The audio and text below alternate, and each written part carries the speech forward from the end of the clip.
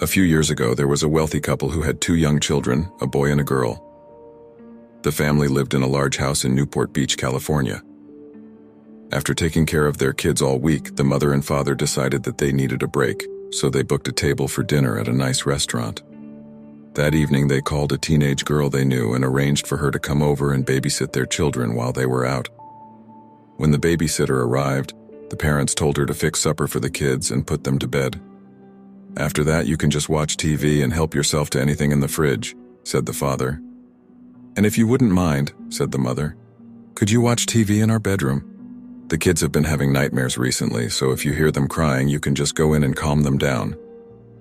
The babysitter happily agreed, and the parents left for their dinner date. The girl gave the children some milk and cookies, then ushered them upstairs to bed. She started to read them a bedtime story, and before long, the little boy and girl were fast asleep. After tucking them in, she switched off the lights and went to watch TV. When the babysitter walked into the parents' bedroom and sat down, she noticed that there was a creepy-looking clown statue standing in the corner of the room. She tried to ignore it, but it looked so eerie and disturbing that it sent a chill down her spine. She felt as though its eyes were staring straight at her while she watched TV. As time passed, the babysitter started to feel more and more uneasy about the clown statue. Whenever she glanced at it, she got the unsettling feeling that it had moved, ever so slightly. Finally, the clown statue began to freak her out so much that she couldn't handle it any longer. She decided to go downstairs and phone the parents. When she dialed the number they had left for her, the mother answered. "Hi, it's me," said the babysitter. "Everything's fine. The kids are fast asleep in bed, but I was just wondering, would it be okay if I watched TV downstairs?" "Of course," replied the father. "But why?" "I know it sounds silly," laughed the girl, "but the clown statue is really creeping me out." "The clown statue?" asked the father. "Yeah, the clown statue in your bedroom," the girl replied. The phone went silent for a moment. "Listen to me very carefully," said the father. "Take the children and get out of the house. We will call the police. Go, now." "What's wrong?" asked the girl. The father gulped and replied, "We don't have a clown statue." Second, the babysitter just stood there, stunned. Then she dropped the phone and raced upstairs and grabbed the children.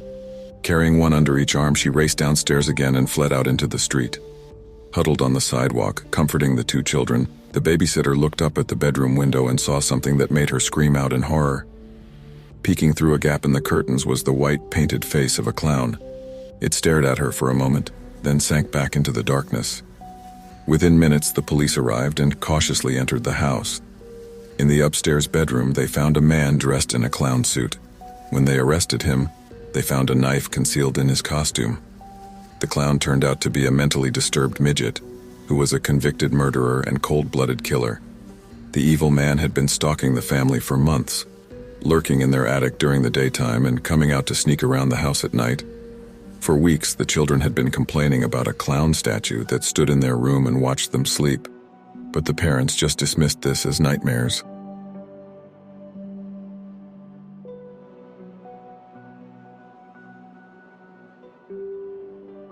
This happened around high school.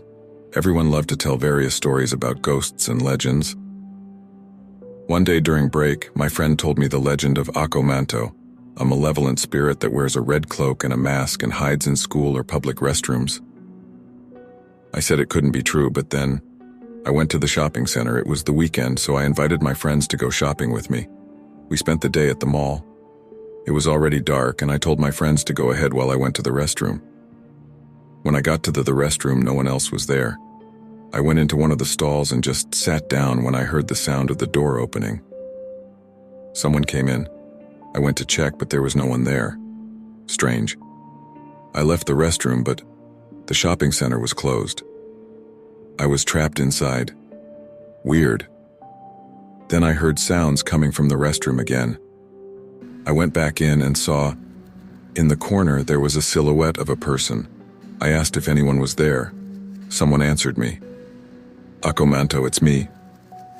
I looked again, and there was a tall creature in a black cloak with a mask, moving towards me, screaming. I ran out of the restroom and he chased after me. I ran towards the security camera, hoping the guard might see me, but there was no one there. I rushed into another restroom and hid. It seemed quiet. I tried to turn on my phone, but it wouldn't start. It was dead. My mission now was to find a charger and a power outlet. Finding an outlet was easy, now I needed a charger. I quietly left the restroom and saw him walking near the stores, peering into each one. I cautiously approached one store and checked what he was doing. It was a candy store. I wanted to go further, but he started turning towards me, so I hid in the store and he didn't see me. I continued further, checked another store.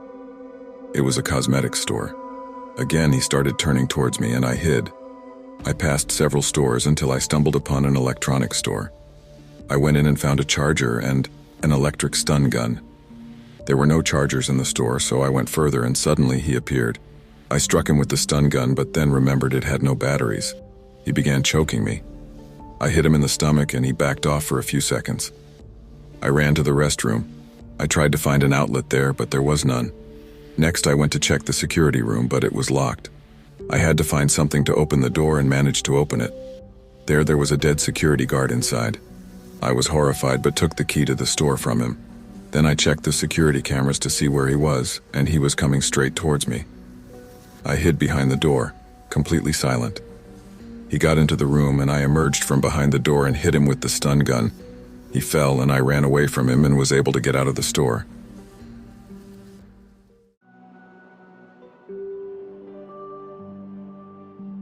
This mystical creature was once a young boy who lived with his parents in Venezuela.